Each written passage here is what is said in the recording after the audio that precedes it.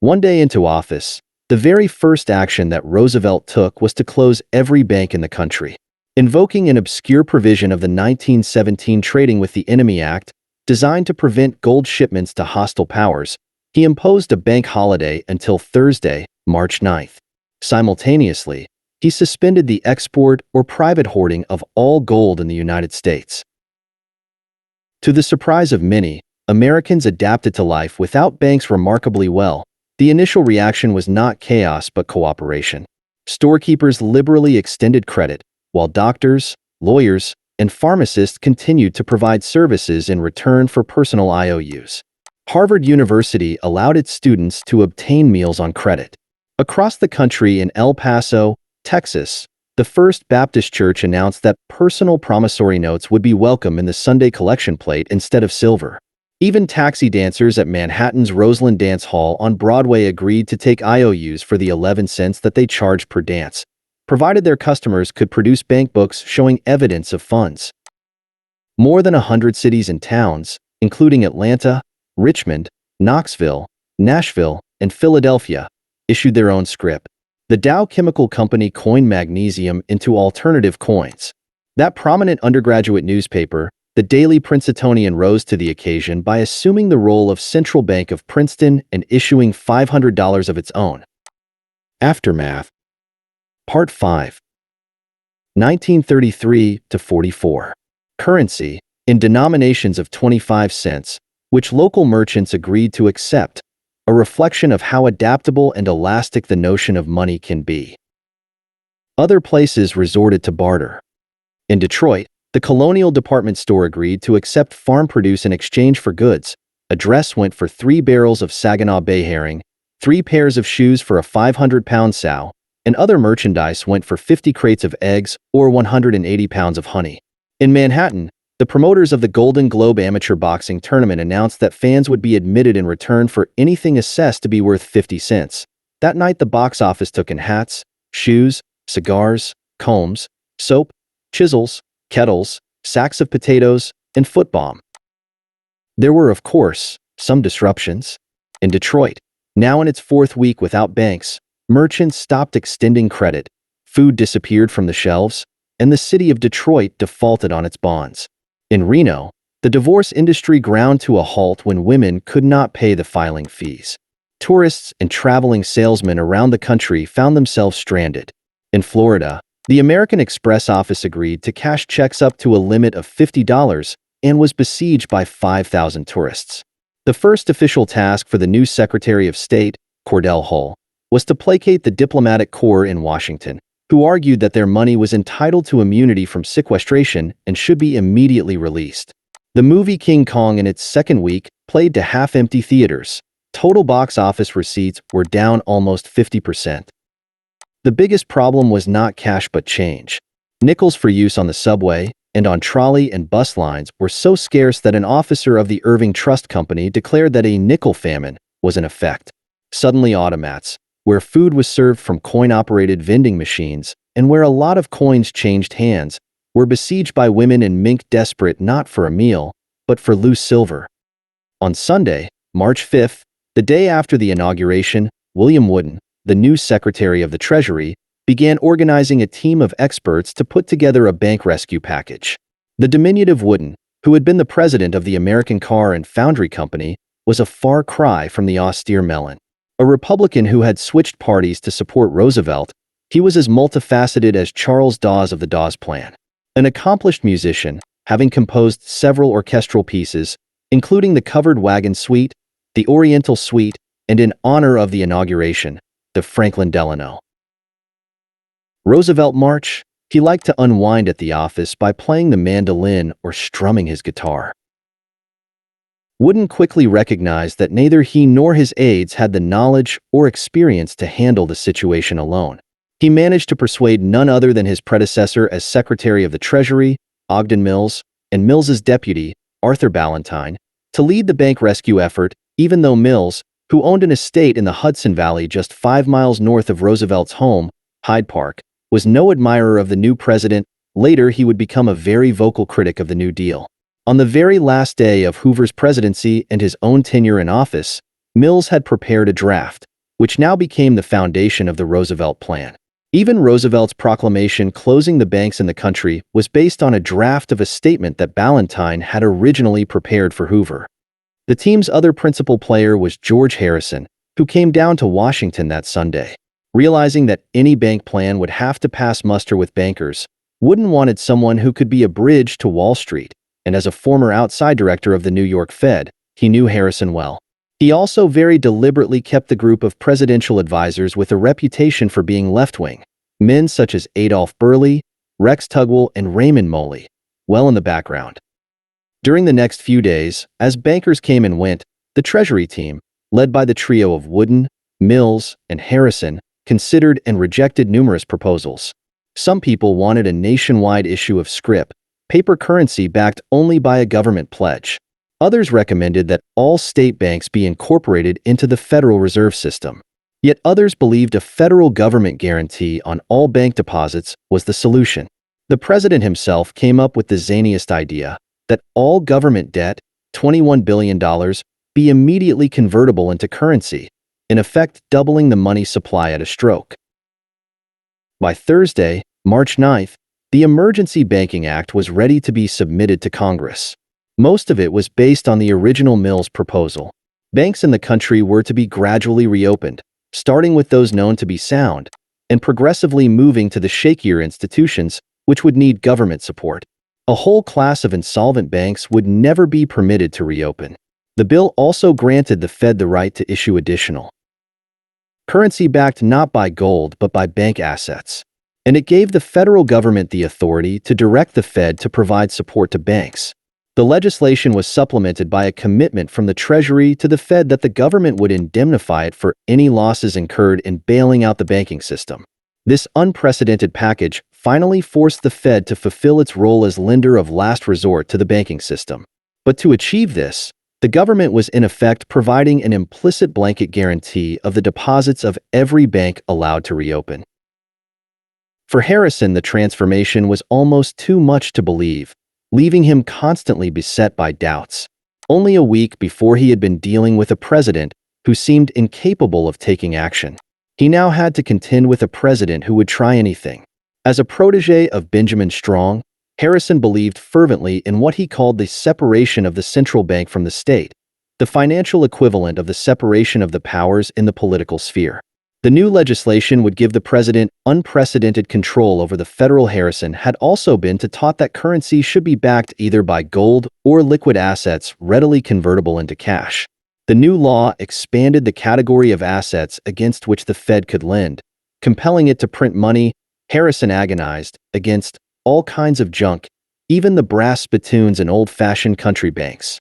But at least the drift was over, and something was finally being done. At 10 o'clock on the evening of Sunday, March 12th, Roosevelt gave the first of his fireside chats over the radio. "My friends," he began in his easy patrician voice, "I want to talk for a few minutes with the people of the United States about banking. I want to tell you what has been done in the last few days, why it was done, and what the next steps are going to be." In simple and clear language, he explained to the 60 million people listening in countless homes across the nation, when you deposit money in a bank, the bank does not put the money in a safe deposit vault. It invests the money, puts it to work. "I know you are worried," he told them. "I can assure you, my friends, it is safer to keep your money in a reopened bank than under the mattress." The next day, the comedian Will Rogers wrote to the New York Times, "Our president took such a dry subject as banking. And he made everyone understand it, even the bankers."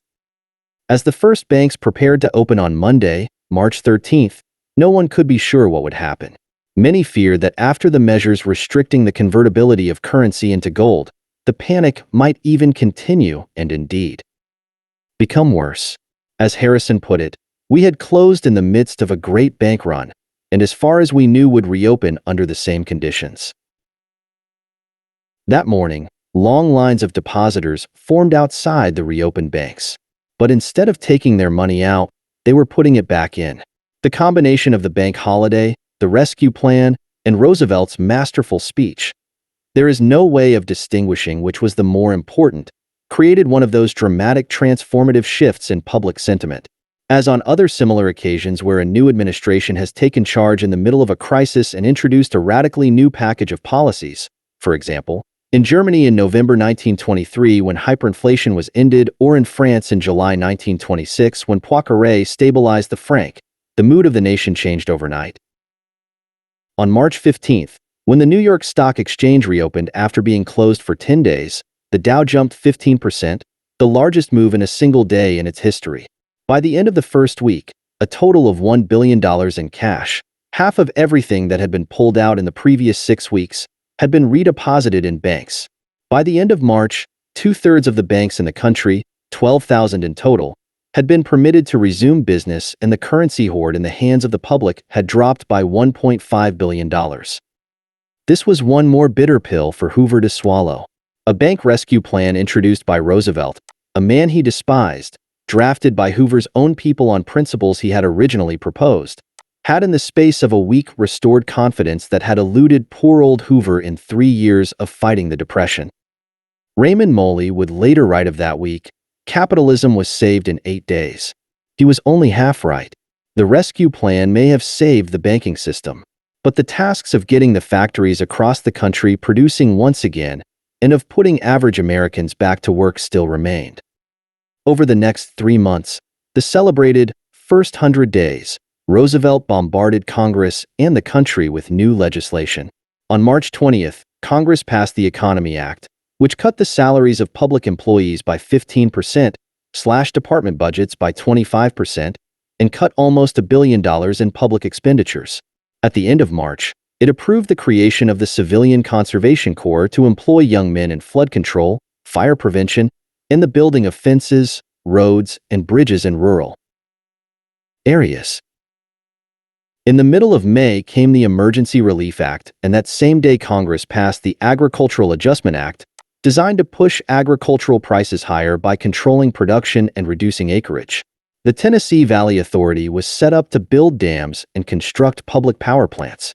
The National Industrial Recovery Act was passed in the middle of June to permit price fixing. It also authorized $3.5 billion in public works programs. The Glass-Steagall Act, also passed in the middle of June, divorced commercial and investment banking and guaranteed bank deposits up to a maximum of $2,500, while the Truth in Securities Act established disclosure provisions to govern the issue of new securities. The string of measures was a strange mixture of well-meaning steps at social reform, half-baked schemes for quasi-socialist industrial planning, regulation to protect consumers, welfare programs to help the hardest hit, government support for the cartelization of industry, higher wages for some, lower wages for others, on the one hand government pump priming, on the other public economy. Few elements were well thought out, some were contradictory, large parts were ineffectual. While much of the legislation was very laudable, aimed as it was at improving social justice and bringing a modicum of economic security to people who had none, it had little to do with boosting the economy. Tucked away, however, in this whole motley baggage, as a last-minute amendment to the Agricultural Adjustment Act, was one step that succeeded beyond anyone's wildest expectations in getting the economy moving again. This was the temporary abandonment of the gold standard and the devaluation of the dollar. The rescue of the banks had been brought about by one of the oddest partnerships in the history of economic policymaking between a Democratic Treasury Secretary and his Republican predecessor. Devaluation involved one of the strangest confrontations in that history. On one side stood the top echelon of presidential economic advisors, a brilliant group of young men, most of them new to government, the hard money men, as they were colloquially referred to in the press. At Treasury was Wooden's undersecretary, the polished and urbane 40-year-old Dean Acheson, son of the Protestant Episcopal Bishop of Connecticut, a graduate of Groton, Yale, and Harvard Law School, a protege of Felix Frankfurter and clerk for Justice Louis Brandeis at the Supreme Court. Though he knew little about economics, and with his British colonel's mustache and his tweed bespoke suits, he looked like an old fogey. Acheson had a reputation as an outstanding corporate lawyer, a pragmatist with an incisive brain and a talent for crafting solutions to complex problems. The advisor to the president on monetary affairs was the 37-year-old James Warburg, son of Paul Warburg, the father of the Federal Reserve System. After graduating from Harvard, the debonair Warburg embarked upon a stellar career in banking, becoming the youngest chief executive on Wall Street while still finding time to publish his poetry in the Atlantic Monthly and write the lyrics to a Broadway musical, Fine and Dandy. He had turned down Atchison's job as Undersecretary of the Treasury, preferring to exert his influence as an unpaid and untitled advisor to the president, who liked to refer to him as the white sheep of Wall Street. And finally, the hardest currency man of them all was the 38-year-old budget director, Lewis W. Douglas. Scion of an Arizona mining family, Douglas had taught at Amherst and since 1927 had been in Congress, where he had championed the cause of government economy and balanced budgets during the Depression. The spokesman for Wall Street should have been the head of the Federal Reserve Board, Eugene Meyer. But he found himself completely out of sympathy with the new administration and submitted his resignation at the end of March. As a consequence, Harrison of the New York Fed acted as the primary go-between for bankers and the White House. Every one of Roosevelt's advisors, including Harrison, believed that having stabilized the banking system, they could rely on the traditional levers, expanding credit, undertaking open market operations, to get the economy moving again. Most important, none of them could see any reason for breaking with gold. Pitted against this array of economic expertise was one man, the president himself. Roosevelt did not even pretend to grasp fully the subtleties of international finance, but unlike Churchill, he refused to allow himself to be in the least bit intimidated by the subject's technicalities. When told by one of his advisors that something was impossible, his response was poppycock. Instead, he approached the subject with a sort of casual insouciance that his economic advisors found unnerving, but which nevertheless allowed him to cut through the complications and go to the heart of the matter. His simplistic view was that since the Depression had been associated with falling prices, recovery could only come about when prices began going up. His advisors patiently tried to explain to him that he had the causality backward, that rising prices would be the result of recovery, not its cause. They were themselves only half right. For in an economy where everything is connected, there is often no clear distinction between cause and effect. True, in the initial stages of the Depression, the collapse in economic activity had driven prices downward. But once in motion, falling prices created their own dynamic. By raising the real cost of borrowing, they had discouraged investment and thus caused economic activity to weaken further. Effect became cause and cause became effect. Roosevelt would have been unable to articulate all the linkages very clearly, but he had an intuitive understanding that the key was to reverse the process of deflation and kept insisting that the solution to the Depression was to get prices moving upward. There still remained a chicken and egg problem. How to get prices up without first having to wait for economic recovery. Several years before, when Roosevelt needed help with the trees on his estate in Hyde Park, his Hudson Valley neighbor and friend Henry Morgenthau introduced him to an obscure 59-year-old economist, George Warren, professor of farm management at Cornell, under whom Morgenthau had studied as an undergraduate. The short and stocky professor, with his owlish spectacles, Quaker-like earnest demeanor, and a bunch of pencils protruding from his top pocket, had none of the earthiness that one might associate with an expert in farming. He had in fact grown up herding sheep on a Nebraska ranch and still lived firmly rooted to the soil on a 500-acre working farm outside Ithaca, New York, where he raised cash crops and a large herd of Holstein cows. He had published a variety of books and pamphlets on agriculture, including a monograph titled Alfalfa and Another, an apple orchard survey of Wayne and Orleans County, New York, which exhaustively documented the various techniques for growing apples in upstate New York, down to which manures work the best, a standard textbook, Dairy Farming, and two seminal works, The Elements of Agriculture and Farm Management. He had also devised a system for inducing chickens to lay more eggs. As a teacher, he was known to be dismissive of theories and made a point of taking his students out to working farms. His quaint pastoral homilies on these visits had become part of the Cornell folklore. You paint a barn roof to preserve it. You paint a house to sell it. And you paint the sides of barn to look at, although none of his students were quite sure what they meant. During the 1920s, as agricultural prices kept falling, this expert on cows, trees, and chickens had also spent a decade researching the determinants of commodity price trends. In 1932, he and a colleague published their work in an exhaustive monograph titled Wholesale Prices for 213 Years, 1720 to 1932, which created enough of a stir that, in 1933, it was issued as a book. Warren was able to document how trends in commodity prices correlated strongly with the balance between the global supply and demand for gold. When large gold discoveries came onto the world market and supply outpaced demand, commodity prices tended to rise. By contrast, when new supply lagged behind, this showed up in declining prices for commodities. It was easy to quibble with some of the details of the thesis. The correlation was not perfect because a variety of other factors, not least of which were wars, intervened to blur the link. Nevertheless, it was hard to argue with the general conclusion. After all, under the gold standard, there was supposed to be a direct connection between bank credit and gold reserves. Thus, when gold was plentiful, so was credit, which in turn caused prices to rise. It was Warren's policy conclusions, however, that generated the most controversy. If commodity prices fell because of a shortage of gold, he argued, then one way to raise them was to raise the price of gold, in other words, to devalue the dollar. An increase of 50% in the price of bullion was no different in its effects from suddenly discovering 50% more of the metal. Both brought about a higher value of gold within the credit system, and both would therefore stimulate higher commodity prices.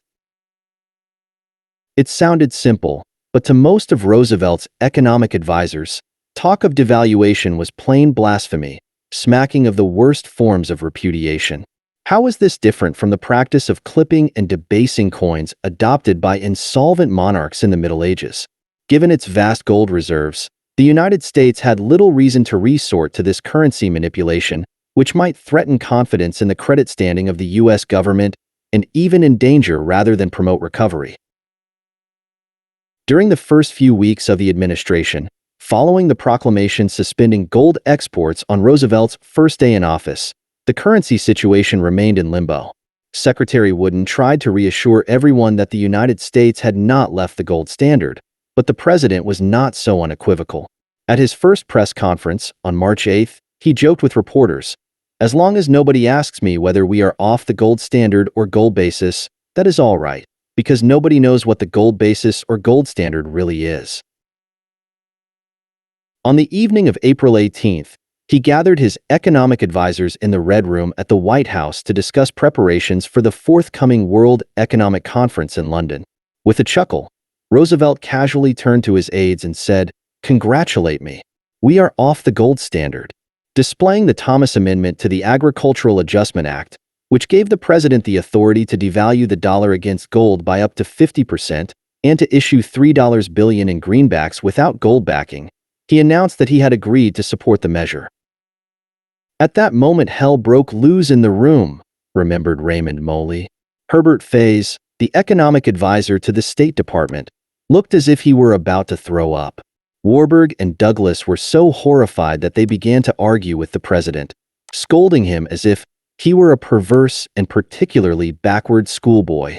Warburg declared that the legislation was completely harebrained and irresponsible and would lead to uncontrolled inflation and complete chaos. Imperturbable as ever, Roosevelt bantered good-naturedly with them, insisting that going off gold was the best way to lift prices and that unless they did something to reflate, Congress would take matters in its own hands. The discussion continued until midnight.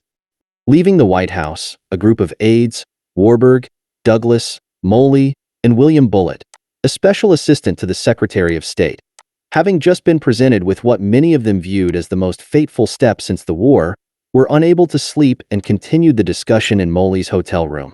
They talked for half the night, analyzing the impact on the credibility of the whole New Deal program, the value of the dollar, capital flows, and relations with other countries. Finally, Douglas announced, "Well, this is the end of Western civilization."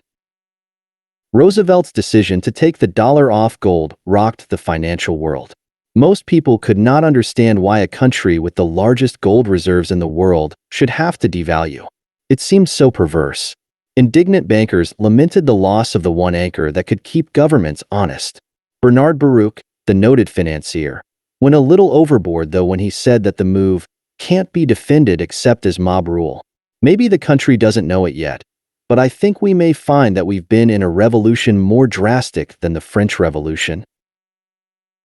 But in the days after the Roosevelt decision, as the dollar fell against gold, the stock market soared by 15%. Financial markets gave the move an overwhelming vote of confidence. Even the Morgan bankers, historically among the most staunch defenders of the gold standard, could not resist cheering. "Your action in going off gold saved the country from complete collapse," wrote Russell Leffingwell to the president. Taking the dollar off gold provided the second leg to the dramatic change in sentiment, which had begun with the bank rescue plan that coursed through the economy that spring. Harrison, spurred into action by the threat that the government might issue unsecured currency, injected some $400 million into the banking system during the following 6 months. The combination of the renewed confidence in banks, a newly activist Fed, and a government that seemed intent on driving prices higher broke the psychology of deflation, a change reflected in almost every indicator. During the following 3 months, wholesale prices jumped by 45% and stock prices doubled. With prices rising, the real cost of borrowing money plummeted.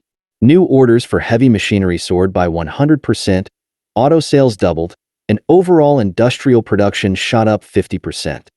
If the decision to take the dollar off gold split the U.S. banking community, it unified European bankers, provoking another quip from Will Rogers, that it was obviously the best thing to do if both Britain and France were against it. After the pound had been so humiliatingly ejected from the gold standard, Montague Norman seemed to lose his bearings. He found himself on a road without familiar guideposts, and all his old certainties had gone. As he confessed at his annual Mansion House speech in October 1932, "The difficulties are so great, the forces are so unlimited, precedents are so lacking, that I approach the whole subject in ignorance. It is too great for me. I will admit that for the moment the way, to me, is not clear." Though the press still continued to be oddly fascinated by him, the tone of the coverage had changed. It was now tinged with a hint of mockery.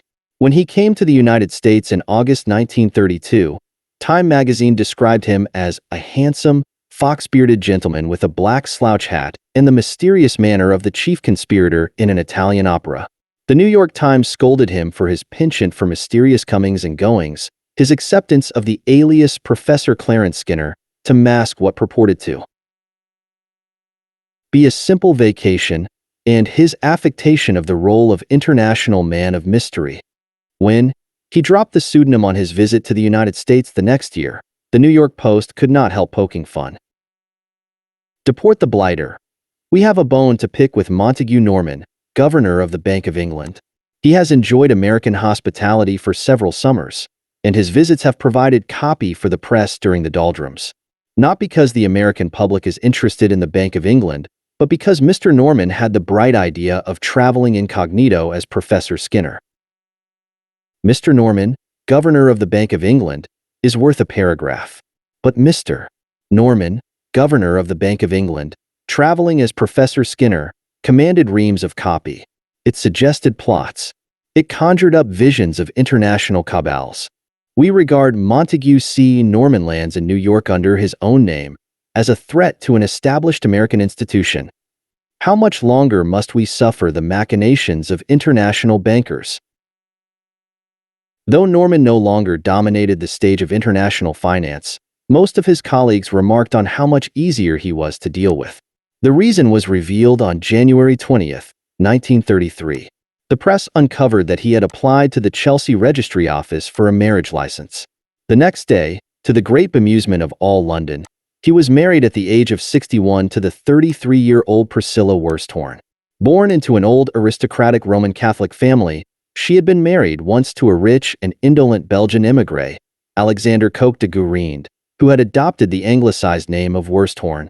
They had 2 sons, but were now divorced. Norman had hoped for a small private ceremony.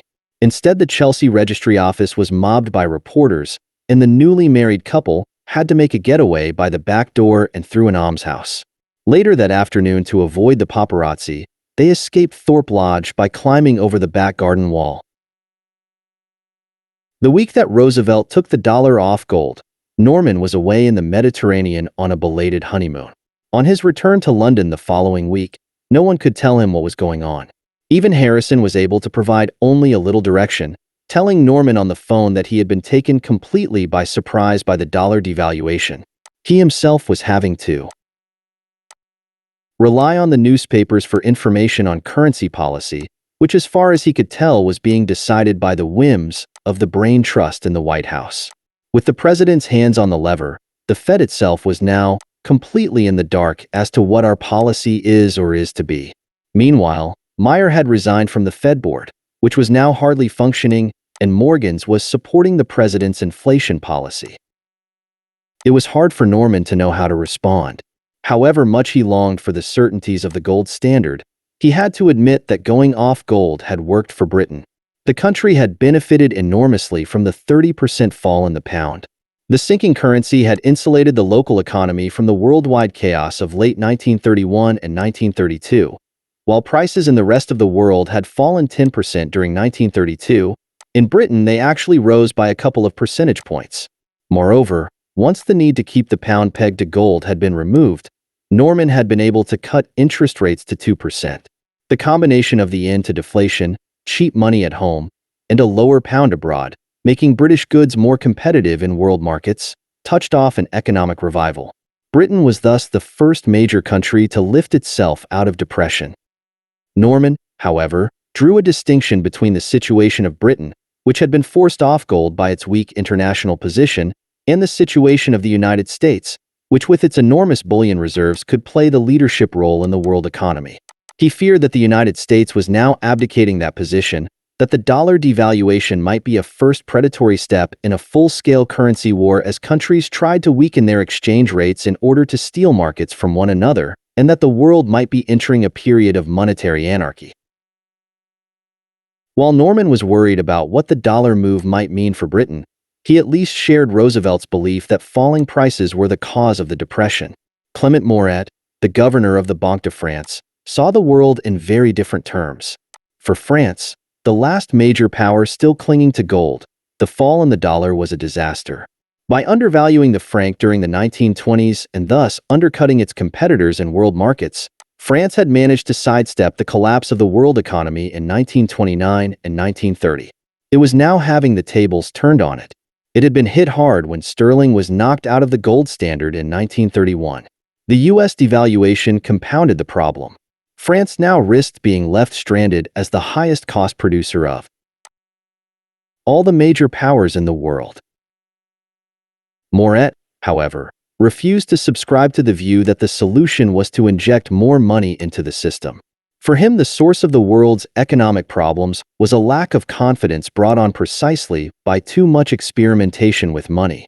Having been scarred so badly by their experience in the early 1920s, French monetary officials believed, with all the fervor and dogmatism of reformed alcoholics, that the path to recovery was a generalized return to the gold standard. In Moret's case, his orthodoxy in economic matters was not mere theorizing. He practiced it in his personal life. After a 25-year career as an official in the Ministry of Finance, he had grown so used to living modestly that in the years since he was appointed governor of the Banque de France, he had ended up saving 85% of his $20,000 a year salary. It was all invested in French gold bonds. Roosevelt's decision to devalue came just a few weeks before a long-planned World Economic Conference was scheduled to open in London.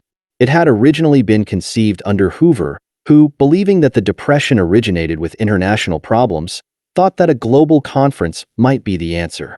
In the event, the London conference proved to be a complete fiasco, the last of that long line of disastrous summits that had begun in Paris in 1919. It started with the usual squabbles about the agenda. The British wanted to talk about war debts. The Americans refused, presumably on the principle that one cannot be forced into concessions about something one will not discuss. As a tactic for debt collecting, it did not work. France had already stopped making payments on its war debts. Britain would make a token payment that June, in the middle of the conference, and then also stop paying. The only country that eventually paid the Americans in full was Finland. After the U.S. break from gold, the only thing that everyone, except the Americans, wanted to talk about was currency stabilization, how to prevent the dollar from falling too low. In the weeks before the meeting, as one foreign leader after another paraded through Washington in preparation for the conference, Roosevelt was his usual obtuse self. The visiting delegations all came away with the impression that the president was open to an arrangement for stabilizing the dollar. Even his own financial advisors reached that conclusion. The problem was that Roosevelt, who disliked open confrontations, had mastered the art of seeming to agree with whomever he was talking to, while keeping his own cards close to his chest. He was not exactly being deceitful. He had not decided himself what to do. The president's true attitude to the conference should have been obvious from his choices for the U.S. delegation. Even by the insular standards of the Congress, they were singularly unqualified to represent their country in an international forum. Secretary of State Cordell Hull led the team, accompanied by James M. Cox, former governor of Ohio, Senator James Couzens of Michigan, a noted protectionist, Senator Key Pittman of Nevada, a longtime believer in inflation and advocate of the remonetization of silver, Ralph W. Morrison of Texas, a bigwig in Democratic Party finances, and Samuel D. McReynolds, a congressman from Tennessee.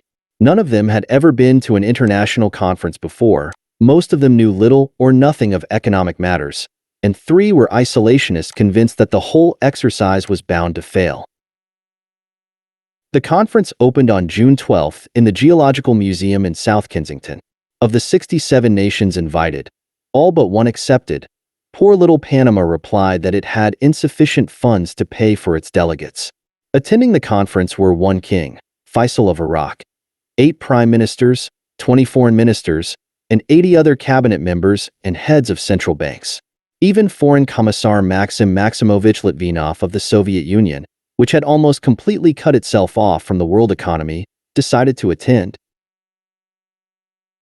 While the American delegates may not have matched these luminaries in prestige, they made up for it in colorfulness, Senator Pittman in particular providing great fodder for scandalmongers. At an official reception at Windsor Castle, he broke with all social convention by wearing his raincoat and a pair of bright yellow bulbous-toed shoes, while being presented to King George V and Queen Mary, greeting them with the salutation, "King, I'm glad to meet you. And you too, Queen." He was usually drunk, but even then amazed everyone by his ability to spit tobacco juice into a spittoon from a great distance with remarkable accuracy. One night he was discovered by floor waiters at Claridge's sitting stark naked in the sink of the hotel pantry, pretending to be a statue in a fountain. Another night, he amused himself by shooting out the street lamps on Upper Brook Street with his pistol. Pittman did take one subject seriously, the remonetization of silver, of which Nevada was a major producer, an issue about which he was so passionate that one evening, when one of the American experts expressed a contrary opinion on its merits, Pittman pulled out a gun and chased the poor man through the corridors of Claridge's. For his part, Congressman McReynolds paid only the most cursory of attention to the business of the conference and rarely attended any meetings. He spent his energies on getting his daughter presented at court, at one point threatening the Prime Minister's private secretary that the American delegation would pack up and go home unless the desired invitation from the palace arrived. The first big spat of the conference was over the chairmanship. Before they sailed for Europe, the Americans had been led to believe that they had been promised the chair. In London, they discovered that the French finance minister, Georges Bonnet, coveted the post. After all, this was a conference about international money in France, was the sole great power still on the gold standard. With Washington committed to devaluation, we cannot have an American as monetary chairman, declared Bonnet. With France committed to repudiation, replied James Cox, referring to the French default on war debts, we cannot have a Frenchman. It was all downhill from there. In the first few days of the conference, as more than 1,000 people crammed into the small and poorly ventilated museum, each nation was permitted a 15-minute opening statement, which, allowing for translations, occupied 4 whole days. Supporting the American delegation was a team of financial experts, which included Warburg, Harrison, and Oliver Sprague, professor of economics at Harvard, Roosevelt's old economics teacher, a longtime advisor to the Bank of England and now an advisor to the U.S. Treasury. They had all arrived in London believing perhaps because they wanted to believe it, that the president had given them a mandate to negotiate an arrangement to stabilize currencies. But recognizing that a debate about key currencies in a forum of 1,000 delegates would quickly deteriorate into incoherence, they decided to take the discussion off stage. Led by the three major central bankers of the conference, Harrison of the New York Fed, Norman of the Bank of England, and Moret of the Banque de France, a select band, gathered out of the limelight at the Bank of England to hammer out an arrangement for stabilizing currencies. For a few days, it looked as if the most exclusive club in the world was back in business. They had almost reached agreement. It would have involved allowing the pound to remain some 30% below its original gold standard level, the dollar to be propped up at some 20% below its par value, and the franc to remain at parity, thus leaving Britain with a modest cost advantage and setting the floor to currencies, which the French were demanding, when word leaked out. Though they had only agreed to a temporary attempt at currency stability for a period limited to the duration of the conference, New York financial markets, fearing a return to the gold standard and the end of Roosevelt's experiment with inflation, took a tumble. Commodity prices fell 5% and the Dow swooned by 10%. Roosevelt, who by now had begun taking his cue from the commodity exchanges and stock markets, dispatched a cable to the American delegates curtly reminding them that they were there to focus on plans for economic recovery and were not to be sidetracked by the European obsession with currency stabilization. Moreover, the White House went out of its way to disavow any knowledge of Harrison's activities, pointedly reminding reporters that he was not a representative of the government but of the New York Fed, an independent entity. With the rug pulled out from underneath him and feeling betrayed, Harrison returned to New York. He told friends that he felt as if he had been kicked in the face by a mule. It was a lesson that the old days of the most exclusive club in the world, when central bankers meeting in private could set credit and currency conditions without reference to politicians, were now gone. The American experts in London still had a hard time getting the message. By the end of June, a new yet more innocuous agreement was negotiated with the British and the French, this time by Warburg and Moley. It committed no one to anything. It merely expressed the intention of the parties to return the pound and the dollar to the gold standard at an unspecified exchange rate and at an unspecified date when the time was right. Again, as word of the new agreement came over the wires, New York financial markets expressed their discomfort. Roosevelt was on his summer yachting holiday with Morgenthau aboard the schooner Amberjack II off the coast of New England. As he torpedoed this new agreement, he made sure on this occasion not to mince his words. "I would regard it as a catastrophe amounting to a world tragedy," he cabled from the naval destroyer Indianapolis, which had been escorting his boat, "if the greatest conference of nations, called to bring about a real and permanent financial stability, allowed itself a purely artificial and temporary expedient." Condemning the old fetishes of so-called international bankers, he declared that the current plans for stabilization were based on a specious fallacy. Though Roosevelt would later concede that his choice of words for a cable to be publicly released to the whole conference was a little too strong, he had at least finally got his point across with brutal clarity. He would not allow international considerations to stand in the way of getting the U.S. economy moving again, and devaluation of the dollar was the key to revival. Maynard Keynes was among the few economists to applaud Roosevelt's decision. In an article in the Daily Mail headlined, "President Roosevelt is magnificently right," he hailed the message as an invitation to explore new paths and to achieve something better than the miserable confusion and unutterable waste of opportunity in which an obstinate adherence to ancient rules of thumb has engulfed us. Thereafter the conference limped to a sad close. A disillusioned Warburg resigned, saying, "We are entering upon waters for which I have no charts, and in which I therefore feel myself an utterly incompetent pilot." Roosevelt was still not finished. By October 1933, though the dollar had fallen by more than 30%, commodity prices began to sink again and the economy started to stall once more. Roosevelt decided that it was time for a new initiative. Warren's original proposal to devalue the dollar had been controversial enough. Now the professor recommended that the government give the dollar another nudge downward by itself buying gold in the open market.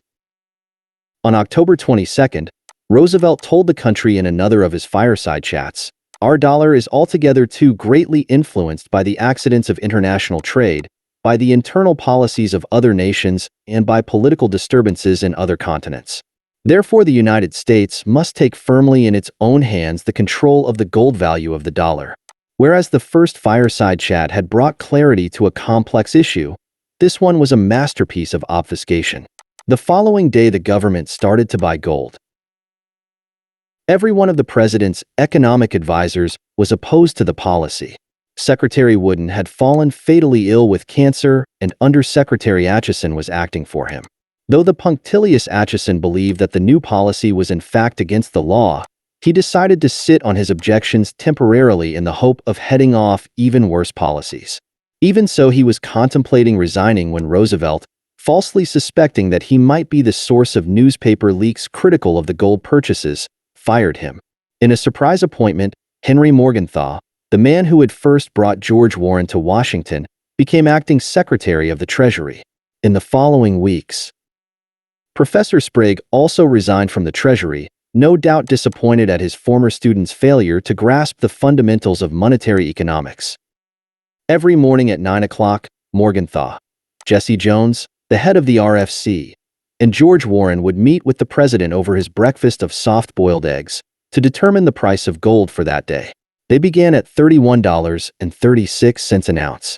The next morning, this increased to $31.54, then $31.76 and $31.82. No one had a clue how they went about setting the price, although everyone presumed that some subtle analyses of the world bullion and foreign exchange markets went into their calculations. In fact, the choice of price was completely random. All they were trying to do was push the price a little higher than the day before. The exercise brought out the juvenile in Roosevelt. One day, he picked an increase of 21 cents, and when asked why, replied that it was a lucky number, 3 times 7. Everyone wanted to know more about the mysterious, crack-brained economist of whose theories Roosevelt had become so enamored.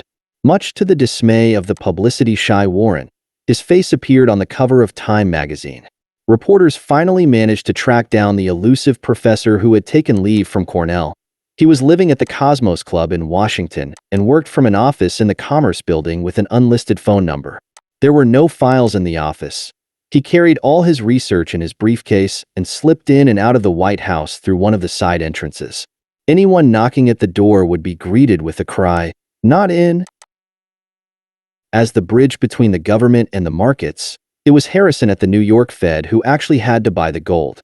Here was a man trained to believe that nothing was more sacrosanct than the value of the currency, a protege of one of the key architects of the post-war gold standard, being asked to weaken the dollar as an act of policy. It was, as one journalist put it, like asking a sworn teetotaler to swallow a bottle of gin. Harrison was by nature a diplomat. With Wall Street mocking the president for allowing currency policy to fall into the hands of an expert on chicken feed, it required all his tact and diplomatic skills to act as the intermediary between the bankers and a White House that was breaking every monetary convention in the rulebook. When Harrison first informed Norman of the new policy, the British central banker hit the ceiling. "This is the most terrible thing that has happened. The whole world will be put into bankruptcy," he exclaimed. Roosevelt and Morgenthau both roared with laughter at the thought of Old Pink Whiskers, Roosevelt's nickname for Norman, and the other, foreign bankers, with every one of their hairs standing on end with horror. During November and December 1933, Harrison and the president would talk on the telephone several times a week, sometimes several times a day. Though Harrison thought that Warren's ideas were complete bunkum, he gradually found himself succumbing to Roosevelt's seductive charm, even becoming an honorary associate member of the president's circle. And so while all the other hard currency men who had come in with the new administration, Warburg, Sprague, Acheson, Moley, resigned or were fired, Harrison hung in there, convinced that if he went, Roosevelt might come up with some even more harebrained scheme. Or even worse, that Congress would get into the act.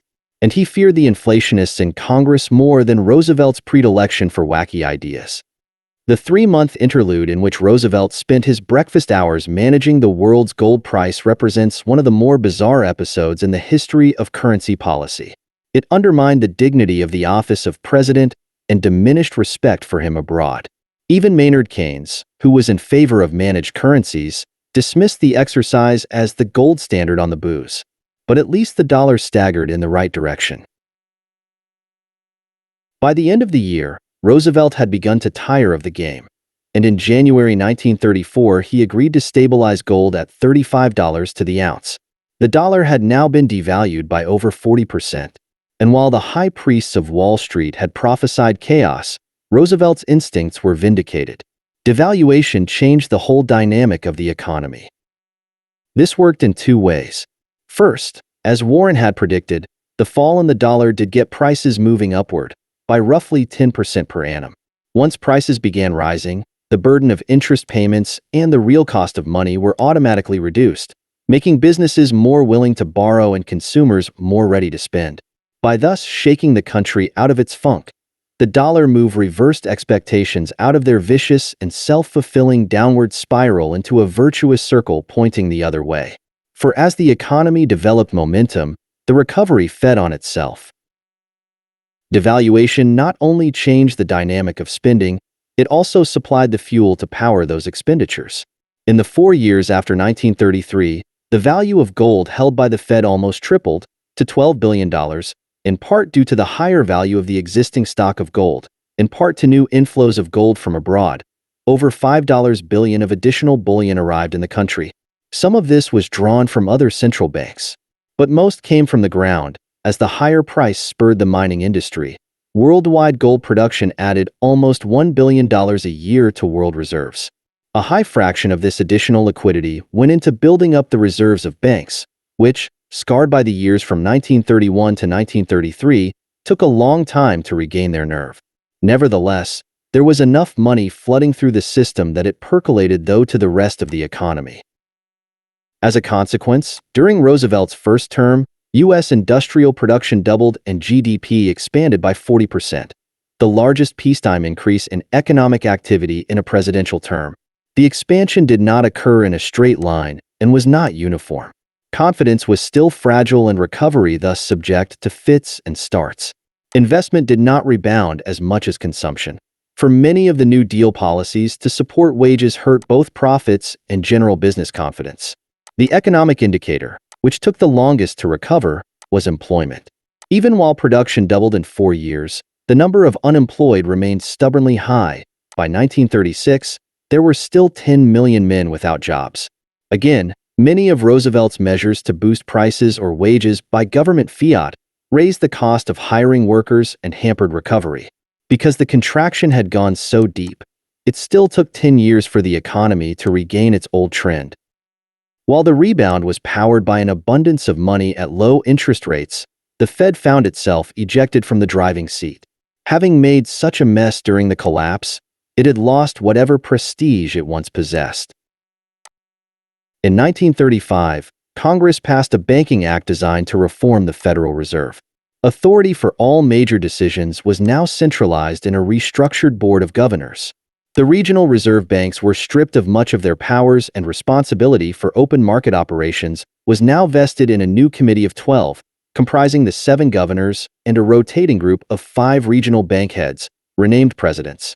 The Secretary of the Treasury and the Comptroller of the Currency were removed from the board, giving it theoretically even greater independence from an administration. While these measures improved the efficiency of the Fed's decision-making machinery, they came ironically enough at a time when there were few decisions to take. In 1934, Mariner Eccles, a Mormon banker from Utah, had taken over as the head of the Federal Reserve Board. Scarred by the experiences of running a bank during the Great Depression, Eccles held to the view that with unemployment still high and confidence still weak, the Fed's prime task should be to keep interest rates as low as possible.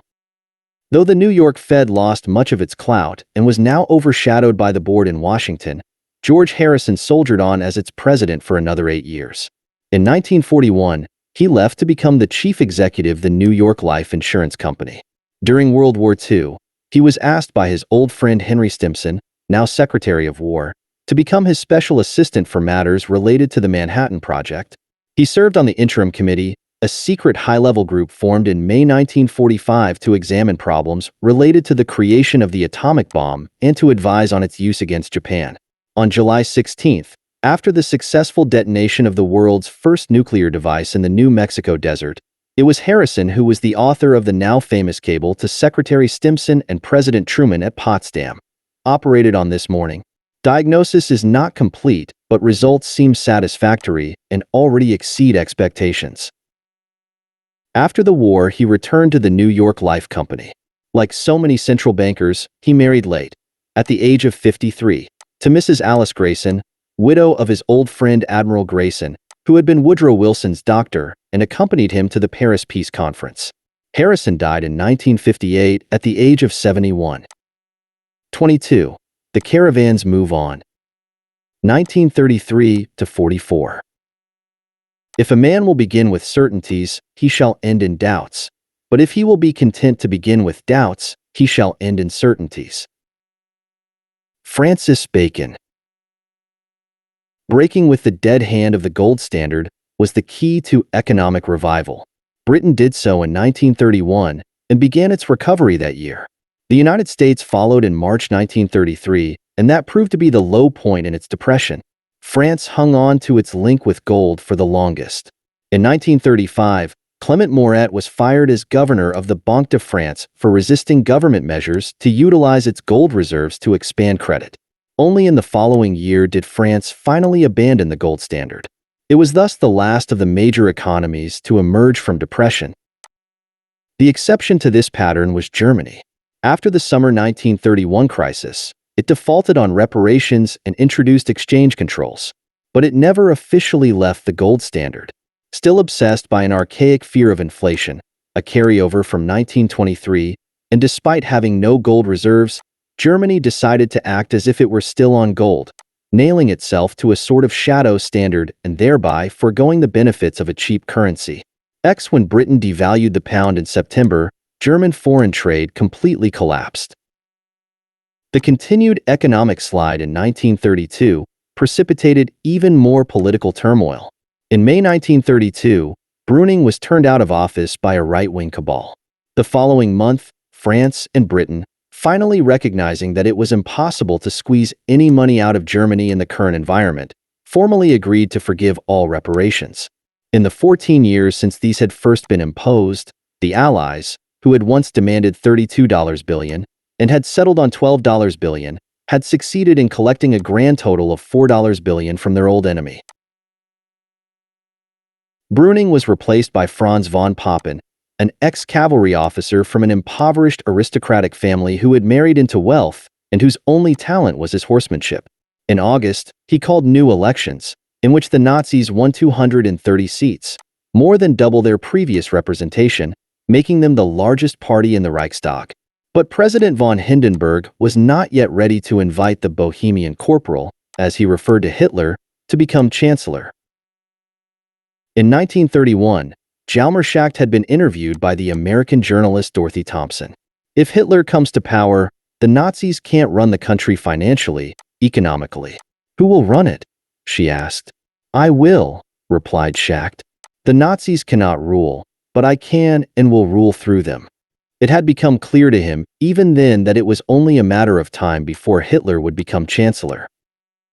Schacht would later claim that he never allowed himself to fall under Hitler's spell, and that because Hitler needed him, he was able to maintain a certain degree of independence. This is not apparent in a creepy letter he wrote to Hitler after the August elections, congratulating him on his victory and regretting that he was not already chancellor. Your movement is carried internally by so strong a truth and necessity that victory in one form or another cannot elude you for long. During the time of the rise of your movement, you did not let yourself be led astray by false gods. If you remain the man that you are, the success cannot elude you for long. But the main purpose of the letter was to urge Hitler to avoid becoming entangled in economic ideology, for Schacht realized that if he wanted to run Nazi economic policy, he would have to counteract some of the anti-capitalist sloganeering of the party's left. At this stage, he believed that its virulently anti-Semitic ragings were restricted to a lunatic fringe. He ended by saluting Hitler with a vigorous Heil. Over the next few months, as the Nazis maneuvered to undermine successive governments in the Reichstag, Schacht became a prominent supporter of the movement and a major fundraiser for the party. In November, he was one of 22 industrialists, including the steel magnate Fritz Thyssen and the arms manufacturer Gustav Krupp, who signed a public letter urging von Hindenburg to appoint Hitler chancellor. In an interview carried in newspapers around the world, Schacht declared that Hitler was the only man fit for the chancellorship. Finally, in January 1933, the president bowed to necessity and appointed the Bohemian corporal as chancellor. 2 months later, on March 16, 1933, Schacht was back at the Reichsbank after a 3-year hiatus. Hitler, who showed little interest in economics, had 2 overriding objectives: to combat unemployment and to find the money to rearm. The details of how to achieve these goals he left to Schacht, who in those early years was given almost complete control over economic policy. In addition to being president of the Reichsbank, he became Minister of the Economy in August 1934. Hitler would later confess that he thought Schacht a man of quite astonishing ability, unsurpassed in the art of getting the better of the other party. But it was just his consummate skill in swindling other people which made him indispensable at the time, displaying the inventive genius that distinguished him as the most creative central banker of his era. Immediately upon taking office, Schacht threw the whole baggage of orthodox economics overboard. He embarked on a massive program of public works financed by borrowing from the central bank and printing money. It was a remarkable experiment in what would come to be known as Keynesian economics even before Maynard Keynes had fully elaborated his ideas. Over the next few years, as the German economy experienced an enormous injection of purchasing power, it underwent a remarkable rebound. Unemployment fell from 6 million at the end of 1932 to 1.5 million 4 years later. Industrial production doubled over the same period. Schacht also renegotiated the terms of Germany's massive foreign debts, ruthlessly playing off its creditors against one another, particularly the British and the Americans. The recovery was not quite the miracle that Nazi propagandists made everyone believe it was. Though there were some highly visible achievements, the creation of millions of jobs, the construction of the famed Autobahns, the boom remained stunted and lopsided. Much of the increase in production came in arms-related industries, such as autos, chemicals, steel, and aircraft, while such everyday consumer items as clothing, shoes, and furniture stagnated. As a consequence, the standard of living of ordinary Germans rose hardly at all. They had to content themselves with a drab existence of shoddy goods made of ersatz materials, sugar from sawdust, flour made with potato meal, gasoline distilled from wood, margarine from coal, and clothes made out of chemical fibers. While other European countries let their currencies fall against gold, Schacht, motivated by a combination of concern for prestige and fear of inflation, refused to break officially from gold and devalue the Reichsmark. German goods were overpriced on the world markets and its exports stagnated. In order to cope with the pressures created by this bloated exchange rate, an elaborate system of import controls was put in place and foreign trade was largely based on barter. Under this Schachtian system, Germany was reoriented from an open economy integrated with the West to a closed autarkic economy connected to Eastern Europe and the Balkans, a precursor of the inefficient Soviet trade system of the 1950s and 1960s. Behind the gleaming achievements, therefore, the Autobahns, the Volkswagen, the Junker bombers, and the Messerschmitt fighter planes, the Nazi economy was a rickety machine plagued by shortages and relying heavily on rationing to allocate scarce consumer goods.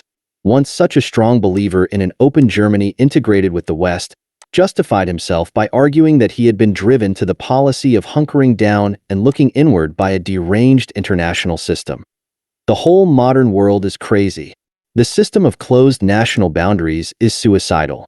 Everybody here is crazy, and so am I.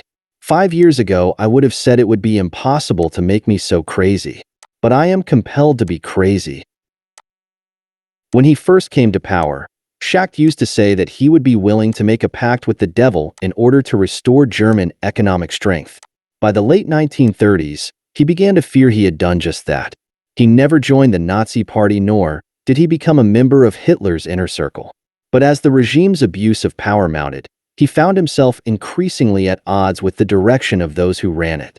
He had always kept his distance from the other Nazi bigwigs, Himmler, Göring, Goebbels, often treating them with contempt and relying on Hitler to protect him.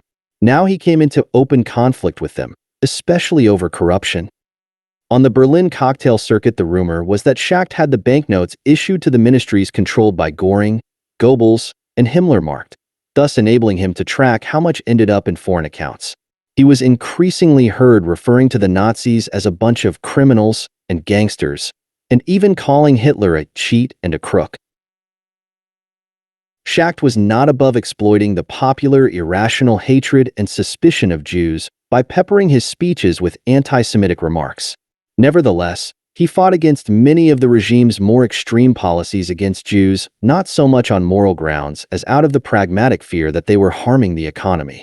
In 1938, he was one of the architects of a plan to allow 400,000 German Jews to emigrate over the coming 3-year period, their assets to be expropriated and placed in a trust as collateral for bonds that were to be sold to rich Jews outside Germany. The money so raised was to be used to resettle German Jews and to subsidize German exports, a macabre extortionary scheme in effect to ransom these desperate people. It placed the international Jewish community in a quandary, whether to agree to a plan that implicitly sanctioned seizing Jewish property in Germany and Austria, channeling money to the Nazi regime and setting a precedent for other blackmail elsewhere in Europe, but which had the potential to save lives. Schacht would later defend himself by claiming that his scheme could have saved hundreds of thousands of lives. He seemed conspicuously unaware of the moral dilemmas it posed. In any case, it died for lack of money and of countries willing to accept the refugees. By 1937, the strains of helter-skelter rearmament and deficit financing began to tell. Shortages began to bite. Schacht tried to push Hitler to go slow on the arms buildup and ease up on consumer austerity. In November 1937, after falling out with Hermann Göring, he was fired by Hitler as Minister of the Economy and replaced by Walter Funk, an alcoholic homosexual. 2 years later, when Schacht tried to resist further central bank financing of the ever-growing budget deficit, he was also removed from the Reichsbank, again to be replaced by Funk. Though Hitler gave him the titular position of minister without portfolio, this was largely window dressing for foreigners. Schacht was still respected by the international banking community, and he was now for all intents and purposes a private citizen. In the years immediately before the war, Schacht took a leading part in several of the conspiracies by conservative politicians and businessmen to overthrow Hitler. They involved trying to induce members of the Army High Command to stage a coup by convincing them that under the Nazis, Germany would be plunged into a war for which it was ill-prepared. The first took place in 1938 when Hitler tried to take over Czechoslovakia. Plans for that push were aborted at the last minute when British Prime Minister Neville Chamberlain and French Premier Édouard Daladier backed away from the brink by making concessions at Munich. A second occurred in late 1939 in the weeks before the invasion of Poland. This final conspiracy was overtaken by events before the plotters could act. After war broke out, Schacht kept a low profile, retiring to his estate in Gulen away from the intrigue and paranoia of Berlin. It was ironically a time of great personal happiness. His first wife died in 1940. They had become estranged over time and lived apart. The following year, at the age of 64, he married a woman 30 years his junior, a museum curator whom he had met at a fashionable Munich nightclub. Over the next 3 years, they had 2 children, both girls. Though Schacht remained on the fringes of the resistance movement, he was never trusted enough to be included in the inner circles. But his name was frequently mooted as a potential successor to Hitler in the event of a coup. In April 1944, his son-in-law Hilger von Sturpenberg, a German Foreign Service officer based in Stockholm, was arrested by the Gestapo. Following the failed July 20 plot to assassinate Hitler, Schacht was also arrested and imprisoned in Berlin, not because of any evidence of his complicity, but because of his potential usefulness as a hostage or an intermediary in future negotiations with the Allies. In April 1945, he was sent to Dachau. 2 weeks later, as the Allied armies advanced into Germany, he was one of a group of high-value prisoners, including Prince Philip of Hesse, the French ex-Prime Minister Léon Blum and his wife, General Franz Halder, formerly Chief of the Army Staff, and his wife, Fritz Thyssen, the Steel Baron, and Prince Frederick Leopold of Prussia, who were shipped out to be traded as potential hostages. They were finally liberated by the Allies from a camp in the southern Tyrol. Instead of greeting Schacht as a hero, the Americans arrested him, and he was among the 24 major figures to be prosecuted at Nuremberg. Furious at being lumped in with the gangsters of the Nazi regime, he insisted that he was different, that he had acted only in self-defense to protect Germany against the Allied economic stranglehold, and had broken with the Führer once he realized war was inevitable. A prison psychologist describes Schacht losing his temper one day and ranting, "Don't forget what desperate straits the Allies drove us into. They hemmed us in from all sides. They fairly strangled us. Just try to imagine what a cultured people like the Germans has to go through to fall for a demagogue like Hitler. All we wanted was some possibility for export, for trade, to live somehow." In the lead up to the trial, each of the defendants was subject to extensive interrogation, a battery of psychiatric interviews, and even an intelligence test, Schacht achieving the highest score, 143. During the ensuing trial, he found it hard to disguise his fury. The novelist John Dos Passos described him as glaring like an angry walrus during the whole proceedings. Rebecca West wrote that he sat twisted in his seat so that his tall body, stiff as a plank, was propped against the side of the dock. Thus he sat at right angles to his fellow defendants and looked past them and over their heads. It was always his argument that he was far superior to Hitler's gang. He was petrified by rage because this court was pretending to have this right. He might have been a corpse frozen by rigor mortis. Schacht and von Papen were acquitted, on the grounds that their involvement with the Nazi regime had ended before war broke out. 3 days after being released, he was rearrested by the new government of the state of Bavaria under its denazification laws. After 5 different trials, all of which ended without a conviction, he was finally released in 1950. In the last few days of the war, his only son, Jens, had been captured by the Russians and was never heard of again, one of the countless German soldiers who disappeared in the death march of prisoners on the Eastern Front. Destitute at the age of 73, Schacht started a new life and a new career as an independent economic consultant and became an advisor to the governments of Indonesia, Egypt, and Iran. He died, substantially prosperous, in 1970, aged 93. To the end, he refused to concede that he had ever done anything wrong. The war made for strange bedfellows. The other member of the quartet, Émile Moreau, had become president of the Banque de Paris et de Pays-Bas after retiring as governor of the Banque de France in October 1930. In 1940, after the fall of France and the German occupation, Moreau was forced out by the Vichy regime for being too sympathetic to Britain.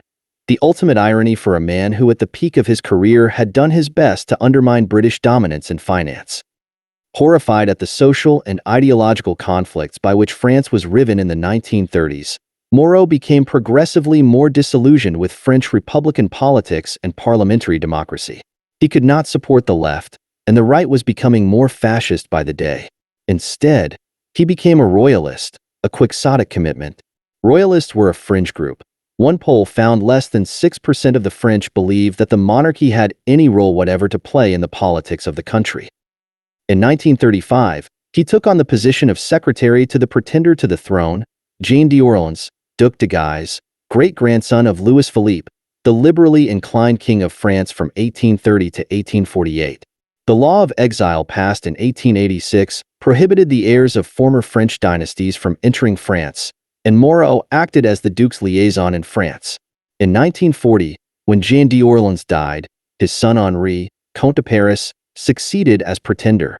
After the fall of France that year, Henri tried to provide a bridge between the Free French and the collaborators at Vichy, and for a brief moment, there was even talk that the monarchy might return. Though Moreau did his best to promote the idea, nothing came of it, and the Comte de Paris returned to his place on the social pages of Paris Match. In 1950, the law of exile was finally repealed and the Comte de Paris was allowed back to France. Moreau lived long enough to receive his beloved sovereign at his home in Paris, which subsequently became the secretariat for the Count's activities. Moreau died that November. While Jalmarschacht was propelled back into power during the 1930s, his friend Montague Norman had to content himself with a much diminished role in British and international financial affairs. In October 1933, he crowned his annual Mansion House speech by quoting an old Arab proverb, "I console myself with this thought, that the dogs bark, but the caravan moves on." In the old days, it would have been viewed as one of those enigmatic Zen-like pronouncements that evidenced the governor's superior wisdom. Instead, it now provoked an outcry. The implication that his critics were no more than barking dogs unleashed a torrent of indignation directed against the entire banking and financial establishment. They were wrong about reparations from Germany and its effects. They were wrong when they advised Mr. Churchill about the gold standard, and wrong when they pled in 1931 that the resuspension of the standard would knock the bottom out of civilization. He was increasingly viewed as an old gentleman complaining that things were not what they were. Despite all this, he was reappointed governor for an additional 11 years, perhaps because with his authority so diminished there was little damage he could do. In the late 1930s, he became associated with the Party of Appeasement. Though he was not part of the whole Cliveden set around Nancy Astor, finding the whole atmosphere of political gossip and scandal distasteful, he shared their belief that another war would just be too catastrophic to contemplate and was willing to do almost anything to avoid it. Appeasement was still then a respectable word. It had not yet come to imply cowardice or self-deception. Indeed, it was considered to be not simply a pragmatic policy, but a moral one as well. In the wake of the carnage of the First World War, pacifism was much in vogue, and German anger and bitterness at the Treaty of Versailles were viewed as justified. In Norman's case, this was reinforced by his preference for the diligent Germans over the treacherous French and for his admiration of Schacht, and during the early years of Nazi rule, even the achievements of Hitler. He is said to have told a Morgan partner that Hitler and Schacht are the bulwarks of civilization in Germany. In the last months of 1939, as war seemed increasingly likely, he lamented to the U.S. ambassador in London, Joseph Kennedy, "If this struggle goes on, England as we have known her is through. Without gold or foreign assets, England's trade is going to be forced to narrow itself more and more. The end is likely to be that the empire will contract in power and size to that of other nations." During the 1930s, he and Schacht maintained their close friendship. They would meet regularly at the monthly BIS meetings in Basel. In January 1939, he visited Berlin to attend the christening of Schacht's grandson, who was named Norman in his honor. The Foreign Office tried to convince him that, in the circumstances, such a visit was undesirable, but Norman insisted on going. It was to be their last meeting. Once their two countries were at war, they could not communicate, though there were constant rumors even in official circles that they stayed in touch. After the war, while Schacht was in prison, Norman sent him food parcels. But when the German tried to come to Britain in 1950 to visit his old friend, he was denied a visa.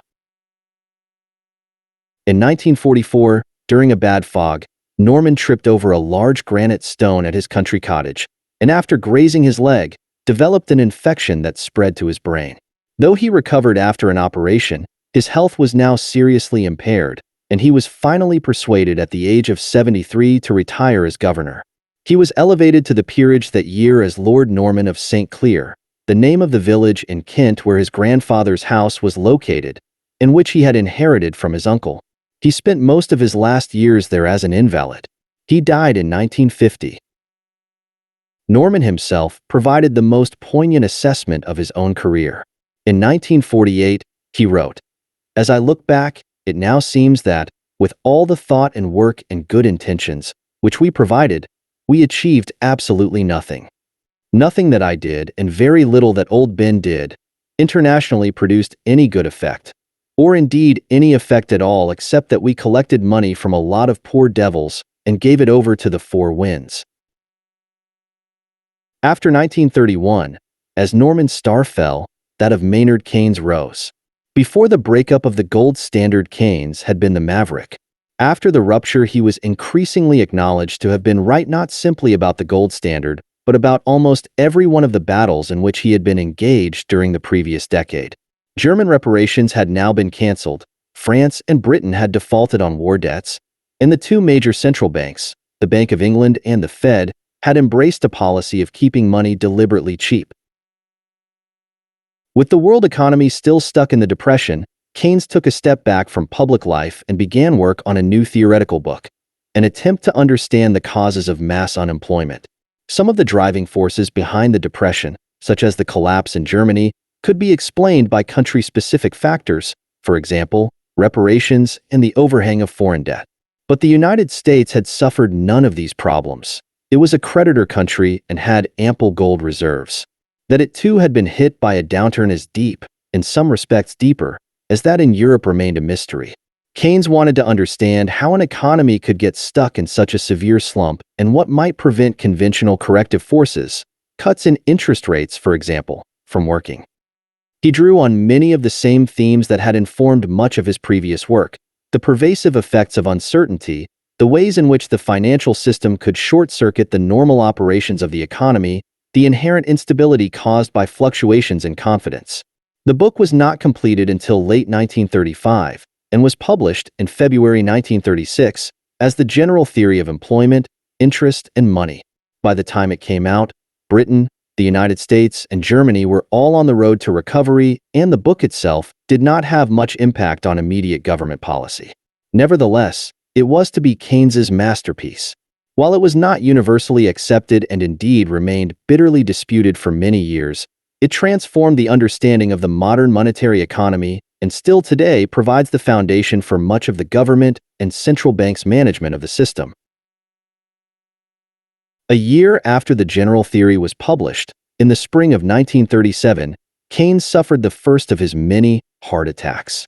He was diagnosed with a chronic cardiac condition caused by a bacterial infection of the heart valves. For the next 3 years, he was almost an invalid. In 1939, he fell into the hands of a doctor, János Pless, a Hungarian Jewish émigré, who, according to Keynes, was a cross between a genius and a quack. In addition to some highly unorthodox protocols, 3-hour sessions of ice packs placed on the chest or Dr. Pless jumping up and down on his patient as he lay in bed, the doctor put Keynes on a course of the newly discovered and much in vogue sulfa drugs, the first and only effective antibiotic in the years before the large-scale use of penicillin. Though his heart condition was not completely cured, under the care of the eccentric Dr. Pless, whom Lydia nicknamed the Ogre, Keynes was at least able to return to work. During the 1930s, Keynes's speculative activities made him a rich man. After losing 80% of his money when commodity prices collapsed after 1928, he had ended 1929 with a portfolio of under $40,000. He shifted his strategy from short-term speculation to long-term investment, and at the lows of the Depression put together a concentrated portfolio of a select number of British and American equities. Convinced that Roosevelt would succeed in reviving the U.S. economy, Keynes used margin to leverage his portfolio by as much as 2 to 1.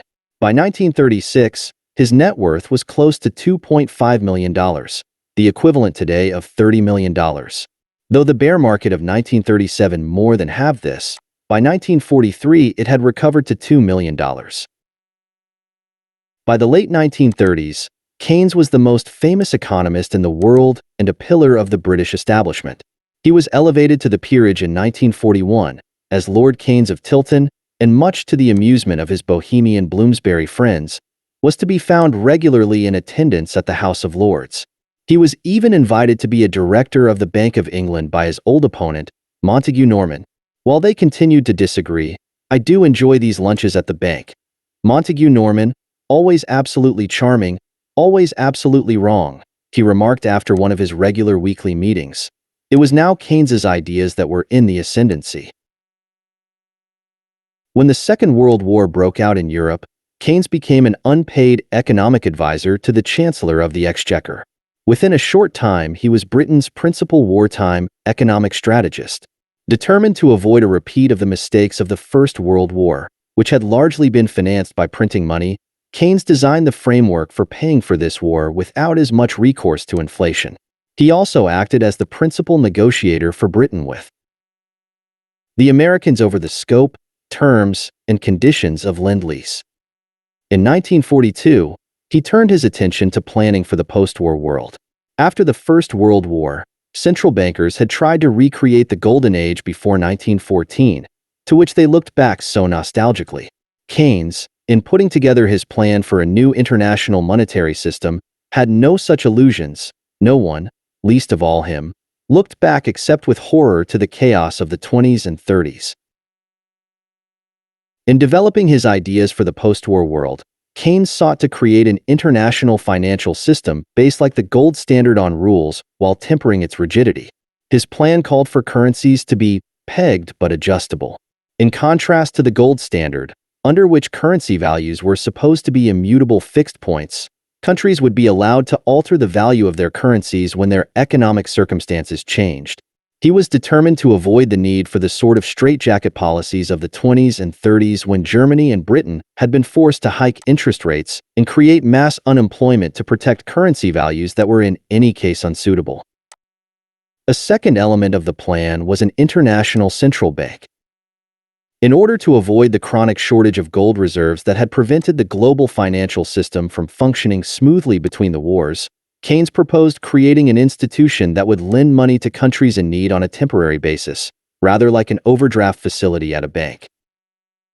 Luckily for Keynes, the Americans began working independently on a similar conception.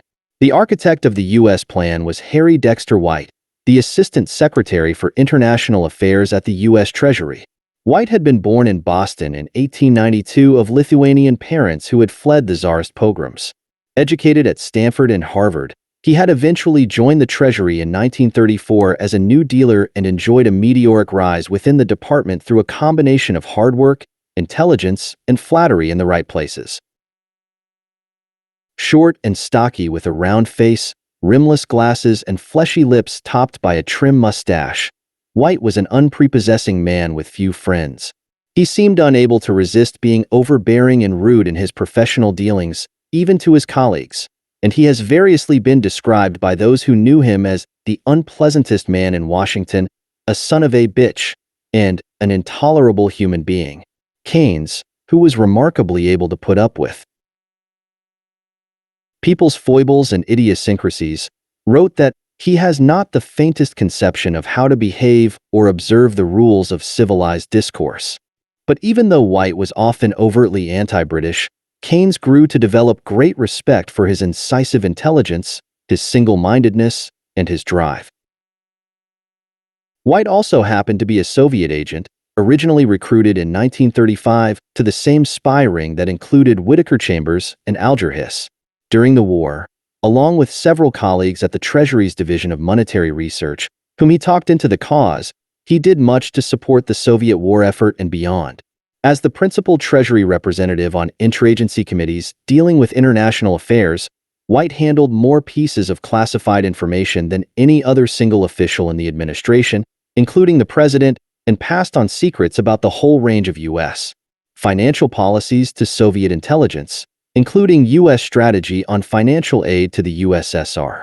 He helped the communist cause in China by delaying payments of American aid to Chiang Kai-shek, and arranged for the U.S. government to furnish the Soviets with a duplicate set of printing plates of the currency to be issued under the Allied occupation of Germany, thereby allowing the Soviets to finance their share by printing American money with American-supplied plates. When these activities eventually came to light after the war, he insisted that he had not been a Soviet agent. He was neither a member of the Communist Party nor had he accepted any money from the Soviets, but had only been acting in the best interests of the United States, believing that the United States and the Soviet Union, allies at that time, had closely aligned objectives. But in 1942, no one was yet aware of White's secret life. As originally conceived, the British and American plans did differ in emphasis. Keynes's plan was more ambitious in size and scope. Remembering the acute lack of liquidity during the 1920s, he wanted something closer to a world central bank with the power to create an international currency. White wanted an institution more like an international credit cooperative that would give countries access to loans, the size of which would be constrained by the amounts paid in by the other member countries. Keynes wanted the fund to be $26 billion, while White, conscious that the United States would be paying much of the bill, wanted to limit it to $5 billion. They finally compromised on $8.50 billion. Keynes also wanted to introduce a mechanism for disciplining countries that unfairly cheapened their currencies and accumulated excessive amounts of the world's reserves without recycling them, as France had done in the 1920s. But the United States, fearing that in the aftermath of the war it might find itself flooded with gold, and thus be accused of underpricing its currency, would not agree. After 2 years of negotiations between Keynes and White, the differences were ironed out, largely in favor of the more powerful Americans. By 1944, with much of the design work done and with the two principal Western allies in a position to present a united front, the United States felt ready to invite some 44 countries to a conference to discuss reconstructing the post-war international monetary system. The United States chose to host the gathering at the Mount Washington Hotel at Bretton Woods in the White Mountains of New Hampshire. With its rural seclusion, mild summer weather, and cool high country air, it was a perfect site for such a meeting. Built in 1902 to cater to rich Bostonians and New Yorkers escaping the summer heat of the East Coast, the hotel looked like a great Spanish castle, with white stucco walls, 2 large castellated turrets, and a red roof. The interior was decorated in a rich Victorian style with Tiffany stained glass windows. Though the hotel had fallen upon hard times in the 1930s, a victim of the Depression, it had recently been bought and refurbished by a syndicate of Boston-based investors. Moreover, unlike most large hotels in the White Mountains, which did not allow Jews, inconvenient for a conference hosted by Treasury Secretary Morgenthau, himself Jewish, the Mount Washington had no such restrictions on guests. The conference opened on June 30, 1944. In contrast to the many international summits of the interwar period, which had been characterized by a corrosive atmosphere of mistrust, Bretton Woods was a collegial, almost jovial affair. "The flow of alcohol is appalling," wrote Keynes. With 750 delegates and even more assistants, it was, according to Liaquat, a madhouse with most people, working more than humanly possible. Committees met all day, broke for evening cocktails and rounds of dinner parties, reconvening thereafter till 3 a.m., only to resume at 9:30 the next morning. By the time of the Bretton Woods Conference, Keynes's wartime efforts had taken a severe toll on his health. The drugs, which Plesch had prescribed, had not cured the bacterial infections in his heart, and he was now seriously sick. Lydia forbade Keynes to attend the cocktail parties and required him to take his dinner with her in their suite. Nevertheless, she contributed her own part to the madhouse atmosphere by doing ballet exercises late at night in her room and keeping other guests awake, including Mrs. Morgenthau in the suite below.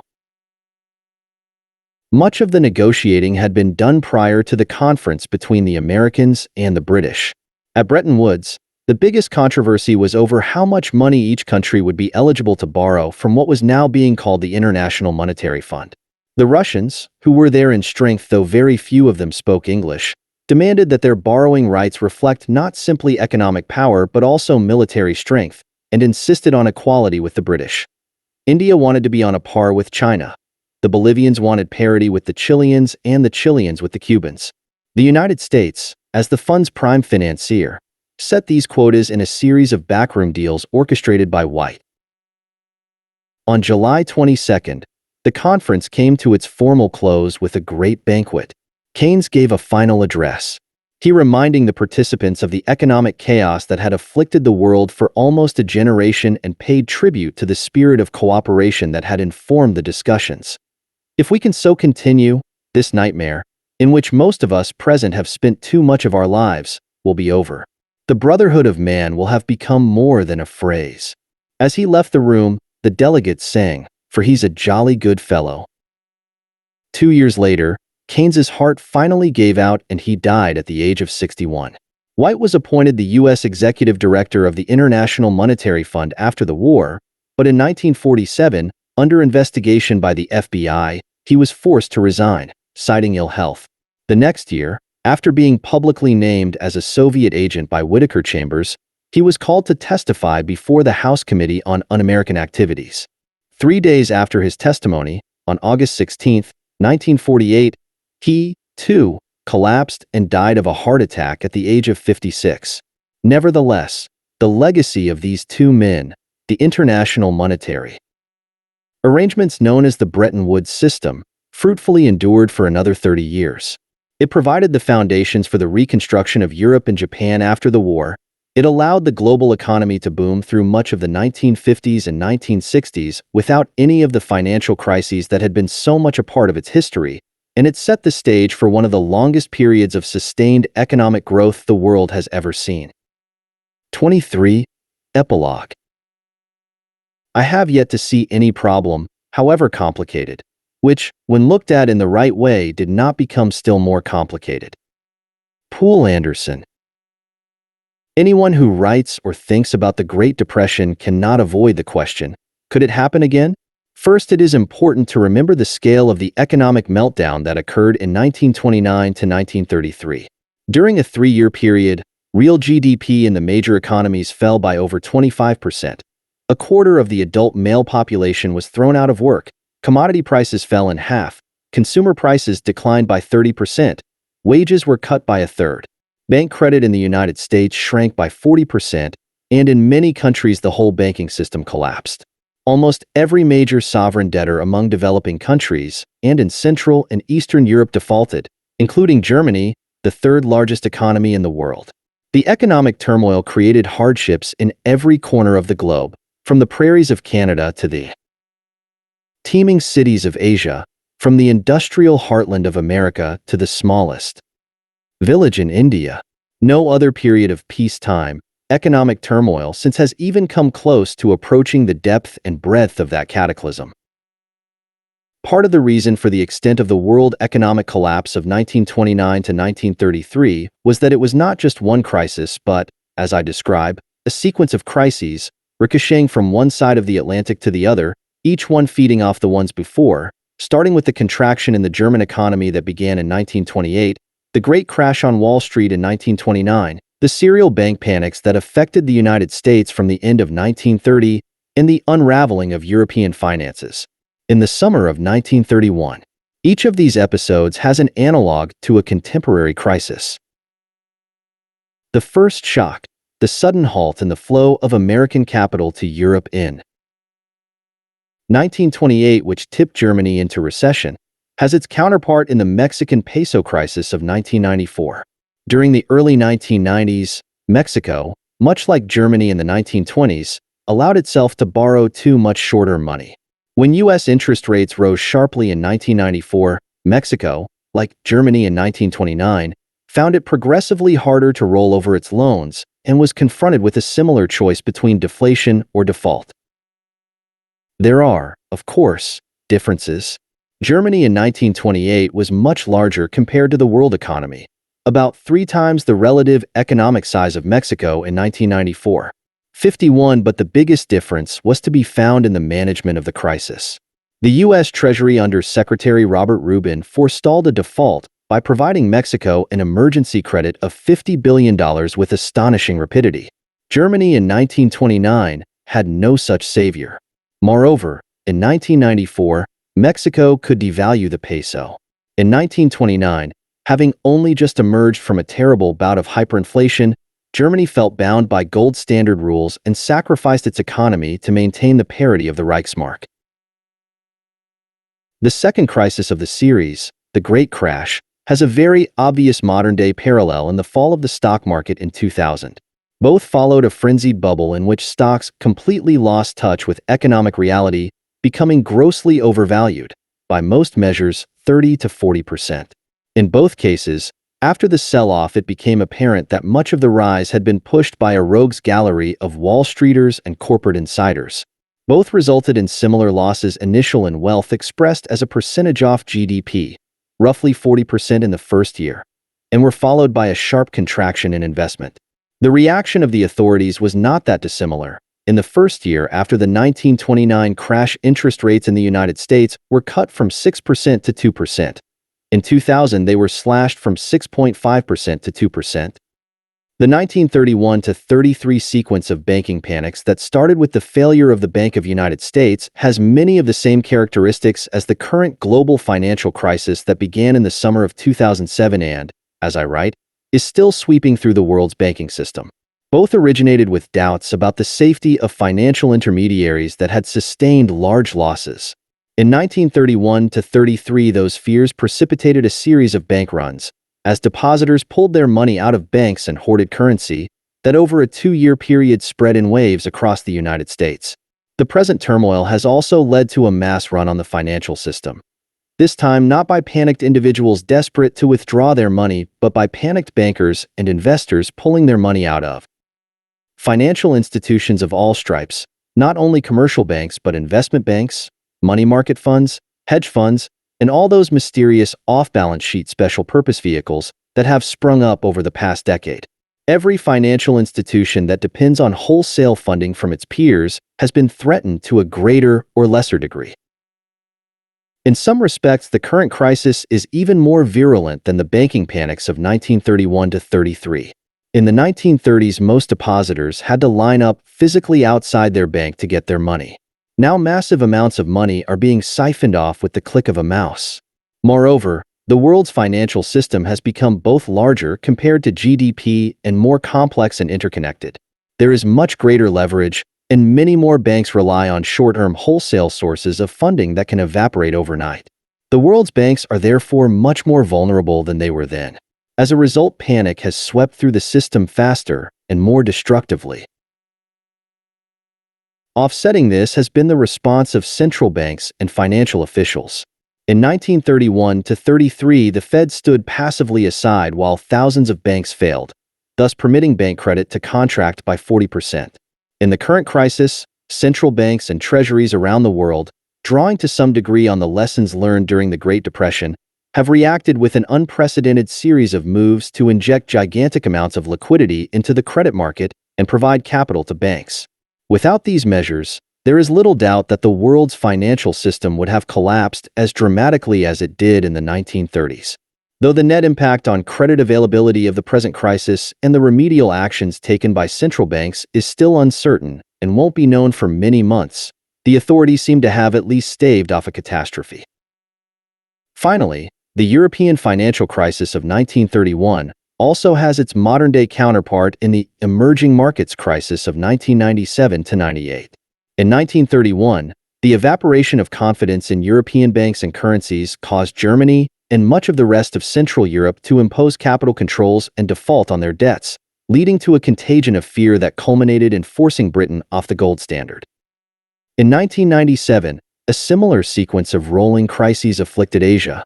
South Korea, Thailand, and Indonesia all had to suspend payments on hundreds of billions of dollars of debt. Asian currencies collapsed against the dollar, undermining all confidence in emerging market securities and eventually setting off the default of Russia in 1998 and of Argentina 2 years later. But in 1931, that part of Europe affected by the crisis was about half the size of the U.S. economy. In 1997, the GDP of the emerging markets that defaulted represented about a quarter of U.S. GDP. As with all analogies, the comparisons are never exact.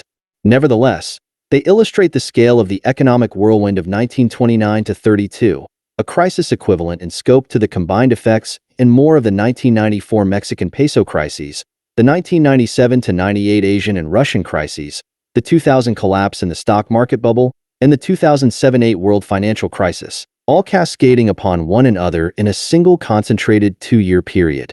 The world has been saved in part from anything approaching the Great Depression because the crises that have buffeted the world economy over the past decade have conveniently struck one by one, with decent intervals in between.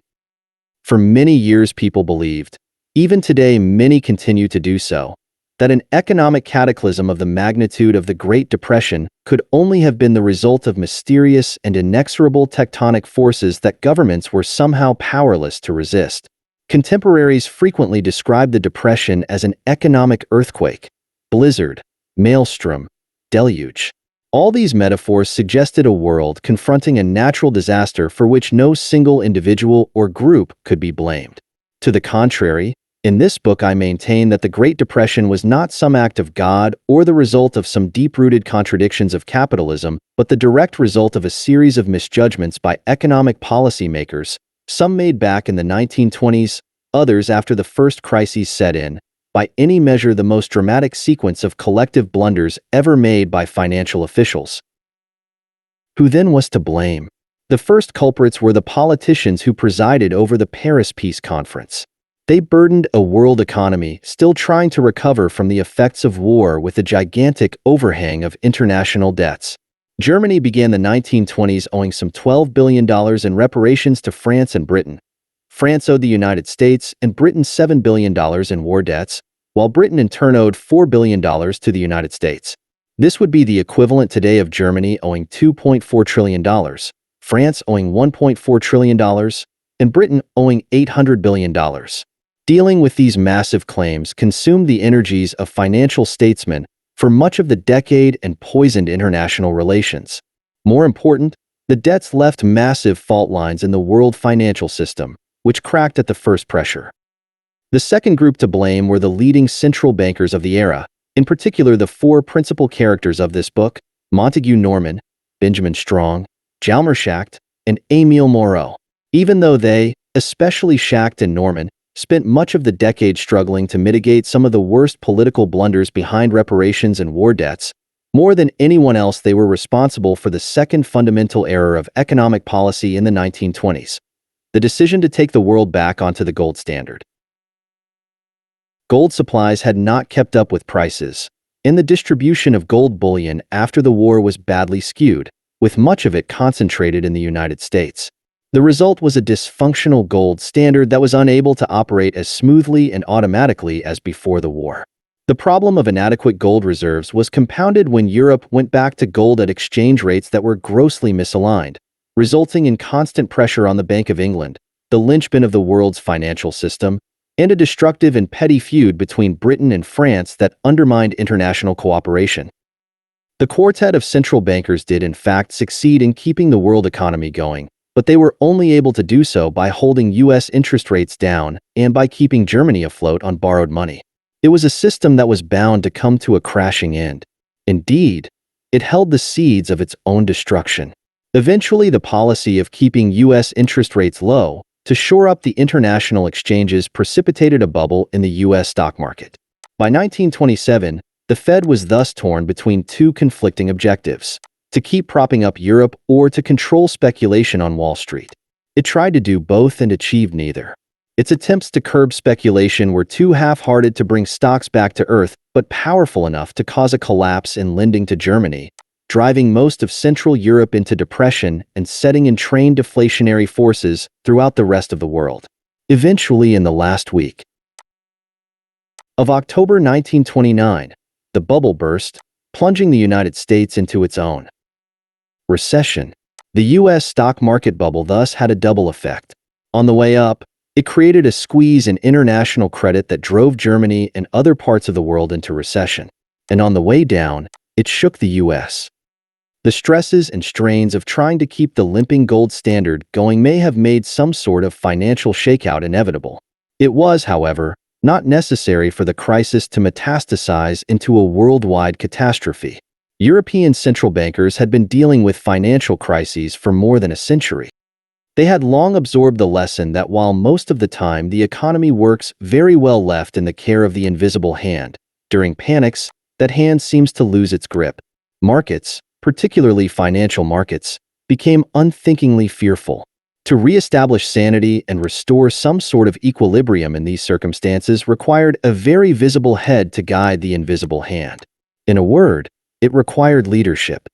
After 1929, responsibility for world monetary affairs ended up in the hands of a group of men who understood none of this, whose ideas about the economy were at best outmoded and at worst plain wrong. Strong died in 1928. His successor, George Harrison, tried his best to fill his shoes but did not have the personality or the stature to assume control. Instead, authority at the Fed shifted to a group of inexperienced and ill-informed time servers who believed that the economy would automatically return to an even keel, that there was nothing to be done to counteract deflationary forces except wait them out. They failed to fulfill even the most basic central banker's responsibility, to act as lender of last resort and support the banking system at a time of panic. Norman and Schacht both understood that a financial system in free fall requires active central bank intervention. But their two central banks, the Bank of England and the Reichsbank, were both chronically short of gold and had no room for maneuver. As a consequence, for all of Norman's enormous prestige and Schacht's creativity, they were both hamstrung by the dictates of the gold standard and were forced to remain locked in with the United States, deflating as it did. The only central banker outside the Fed with enough gold to act independently was Moreau at the Banque de France. But having stumbled inadvertently into a position of financial dominance, he seemed more intent on using France's newfound strength for political rather than economic ends. And so what began as modest and corrective recessions in the United States and Germany were transformed by sheer folly and short-sightedness into a worldwide catastrophe. In 1934, Yale economist Irving Fisher testified before a House committee that when Strong died, his policies died with him. I have always believed, if he had lived, we would have had a different situation. He was the first of many economists and historians to raise the tantalizing counterfactual that things would have turned out differently if Strong had lived.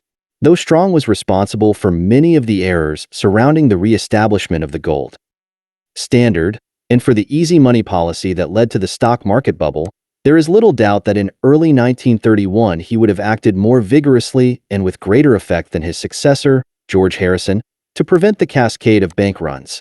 Moreover, on the international front, he was the only member of the quartet with the necessary combination of ability, brains, and vision, but also the economic firepower of the Fed's gigantic gold reserves behind him to have assumed the leadership of the world economy and taken steps to counteract the global deflation. More than anything else, therefore, the Great Depression was caused by a failure of intellectual will, a lack of understanding about how the economy operated. No one struggled harder in the lead-up to the Great Depression and during it to make sense of the forces at work than Maynard Keynes. He believed that if only we could eliminate muddled thinking, one of his favorite expressions, in economic matters, then society could allow the management of its material welfare to take a back seat to what he thought were the central questions of existence, to the problems of life and of human relations, of creation, behavior, and religion.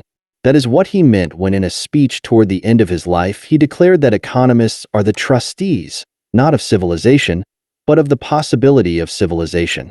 There is no greater testament of his legacy to that trusteeship than that in the 60-odd years since he spoke.